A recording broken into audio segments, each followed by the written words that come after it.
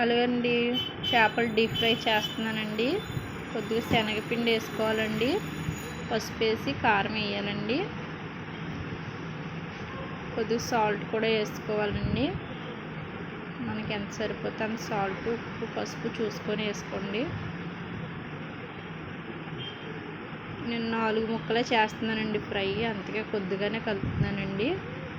అల్లం వెల్లుల్లి పేస్ట్, చెక్క, లవంగం అన్నీ అందులో వేస్తానండి. మీరు కావాలనుకుంటే గరం మసాలా పొడి, ధనియాల పొడి కూడా వేసుకోవచ్చు, నేను వేయలేదు.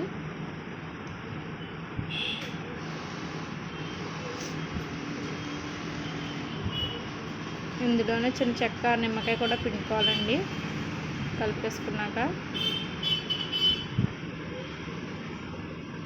చేప ముక్కలు ఇవన్నీ శుభ్రంగా కడిగేసుకున్నాను. 4 ముక్కలేనండి. శుభ్రంగా అట్లకి పట్టించాలండి. ఉప్పు కారం బాగా పట్టాక కొంచెంసేపు ఒక 10 నిమిషాలు పక్కన పెట్టుకోవాలండి. మనకు టైం ఉంటే అరగంట కూడా పెట్టుకోవచ్చు. బాగా కలుపుకొని పెట్టుకుంటే మంచిది. ఆయిల్ పెట్టుకున్నానండి. ఆయిల్ పెట్టుకొని ఆయిల్లో ఆయిల్ అంతకుముందు చేపలు వేసిన ఆయిల్ అండి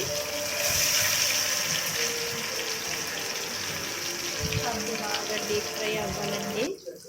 అవి నెయ్యి తీసేస్తున్నానండి. ఇంకా తిప్పి తీసేసాను.